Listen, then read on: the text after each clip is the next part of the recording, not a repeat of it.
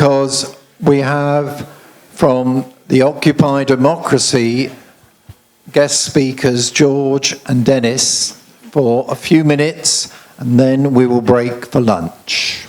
So please, if the speakers could be ready. Thank you. Thank you. Thank you for inviting us to address Left Unity.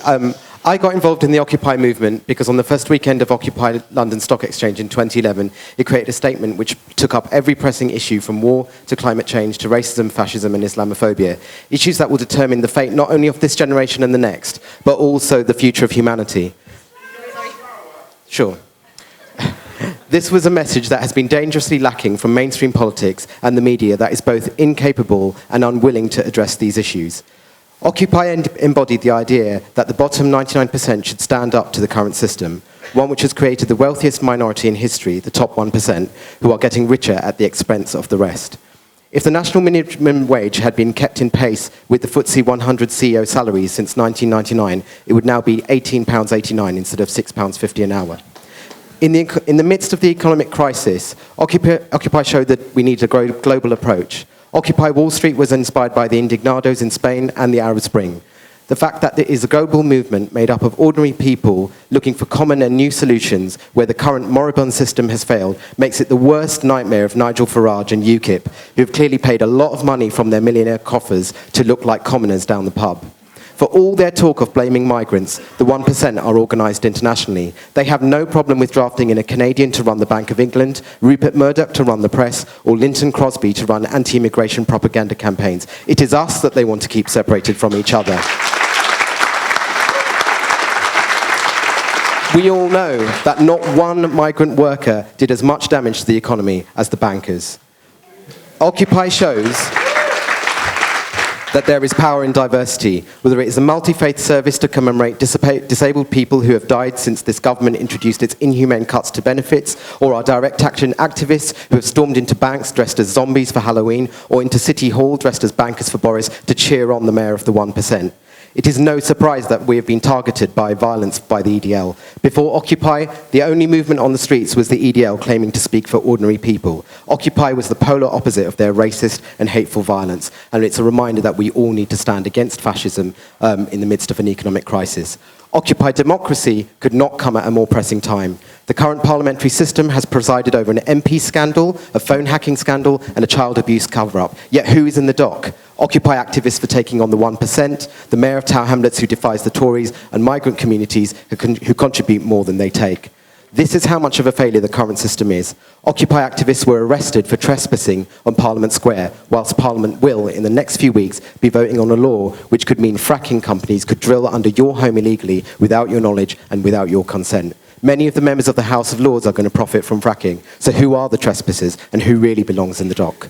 Occupy is able to expose hypocrisy, inspire activism, and generate front pages that can run rings around those in power. The new Putney debates we're holding have examined democratic pathways to social, economic, and ecological justice. But let's be clear, another way is possible. Earlier this year, I visited Ecuador, which has tripled its state income by stopping tax evasion. It's building schools, hospitals, and universities. If they can, so can we. With the help of Left Unity, the Greens, and all those who want to create an alternative system, we can give power to the 99%.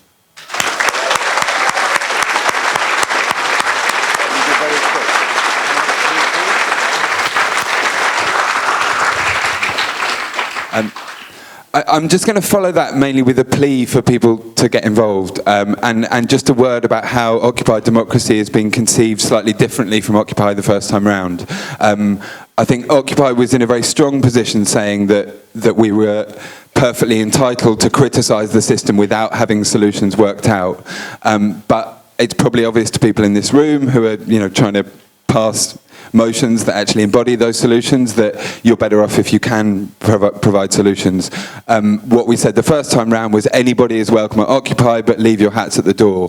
What we're saying this time round is wherever you're from, whether you're an individual or you represent a progressive political party or you're from a grassroots group, come and join as the individual, as the party, whoever it is. What we're trying to do is open up that space so that there is ownership for as many people as possible. This isn't me as Occupy Democracy inviting you to come and visit. This is saying, unless we change the relations of definition, and most lefties are slightly academic, so I'm going to go with this, but a German sociologist came up with the term relations of definition, obviously playing on relations of production. The point that he was making is that so important is the ability to frame the narrative these days, that huge amounts of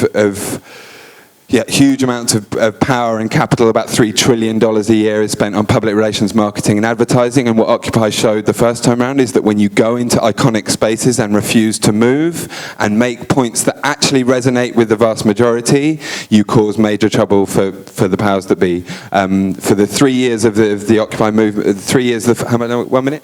Okay.